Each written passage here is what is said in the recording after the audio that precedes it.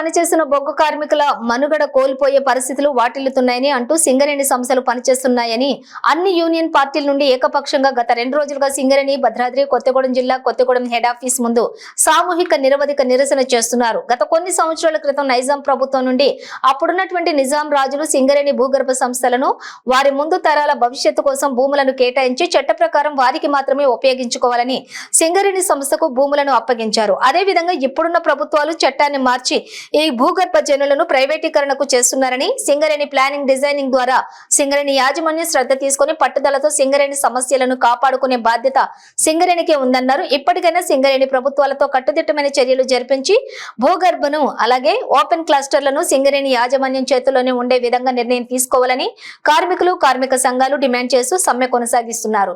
ఈ సమ్మెను సింగరేణి యాజమాన్యం దృష్టిలో ఉంచుకుని సింగరేణి కార్మికులకు న్యాయం జరగకపోతే సమ్మెను ఉధృతం చేస్తామని, ఎట్టి పరిస్థితుల్లోనూ సింగరేణి సంస్థ ప్రైవేటీకరణకు ఒప్పుకోమని డిమాండ్ చేశారు.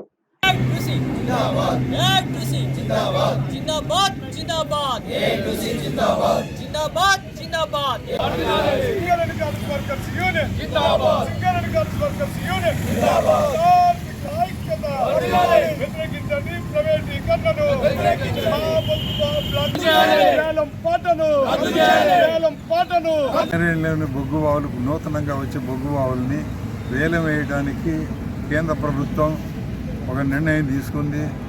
3 బావులు ఐడెంటిఫై చేసింది, 2 ఇచ్చేశారు. ఇంకోటి శ్రావణపల్లి అని ఈ యొక్క మందమర్రి మంచిర్యాల జిల్లాలో ఉంది.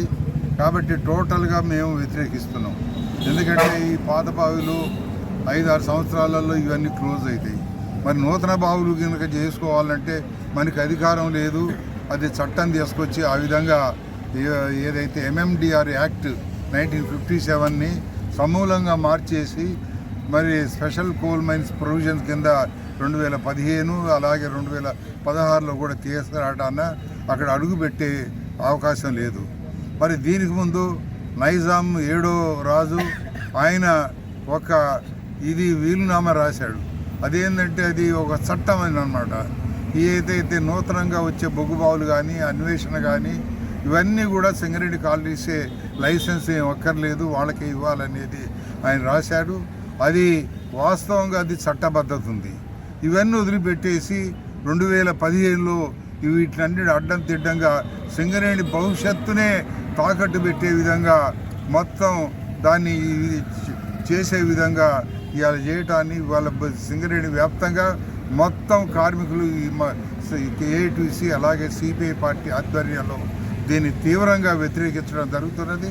కాబట్టి అందులో భాగంగానే ఇవాళ 2వ రోజు ఇక్కడ హెడ్ ఆఫీస్ ముందు మేము నిరాహార దీక్ష చేస్తున్నాం. ఇది రేపు శనివారం వరకు కూడా కొనసాగుతుంది. తదనంతరం రేపు హైదరాబాదులో ఏదైతే వేలం వేస్తారో ఇవాళ ఉన్నటువంటి మన తెలంగాణ వాడే కిషన్ రెడ్డి గారు, ఆయన బొగ్గు శాఖ మంత్రి, ఆయన దాన్ని కేంద్ర ప్రభుత్వం ఆదేశిస్తే అది నిర్వహిస్తాడు. కాబట్టి మేము ఒక నిర్ణయం తీసుకోబోతున్నాం. ఏంటంటే ఆ యొక్క వేలం పాట ఏదైతే ఉన్నదో దాన్ని ఇక్కడ చేయడానికి వీల్లేదు. దాంట్లో సింగరేణి బొగ్గు బావులు కనుక ఉన్నట్టయితే దాన్ని అడ్డుకుంటాం. ఎంత జైళ్ళకు పోయినా పర్వాలేదు, దేనికైనా కూడా దానికి సిద్ధం అని చెప్పి తెలియజేస్తున్నాం. కాబట్టి కేంద్ర ప్రభుత్వం మరి కోల్ ఇండియాలంటే కొన్ని బ్లాక్స్ ఉన్నాయి, అక్కడ ఇన్ఫ్రాస్ట్రక్చర్ డెవలప్ చేయలేరు. కాబట్టి వాళ్ళు మంచి మేలు అని ముందుగానే తీసుకున్నారు. మన సింగరేణి ప్లానింగ్ డివిజన్ నిద్రపోతున్నది, దానివల్ల అపార నష్టం జరుగుతున్నది. కాబట్టి దీన్ని కార్మికులు స్వయంగా రంగంలో దిగి దీన్ని ఎంతకైనా కూడా పోరాటి ఈ యొక్క సింగరేణి బావుల్ని మనమే తీయాలనే ఒక డిమాండ్తో ఇవాళ ముందుకు పోతున్నాం. కాబట్టి ఇప్పటికైనా కేంద్ర ప్రభుత్వం ఈ యొక్క కార్మికుల యొక్క ఏదైతే ఈ డిమాండ్ ఉందో ఆ డిమాండ్కు తలొగ్గి వెంటనే ఈ యొక్క బ్లాక్స్ని ఆ యొక్క వేలం లిస్ట్ నుంచి తీసేసి వాటిని మళ్ళీ తిరిగి సింగరేణికి అప్పచెప్పాలని చెప్పి డిమాండ్ చేస్తున్నాం.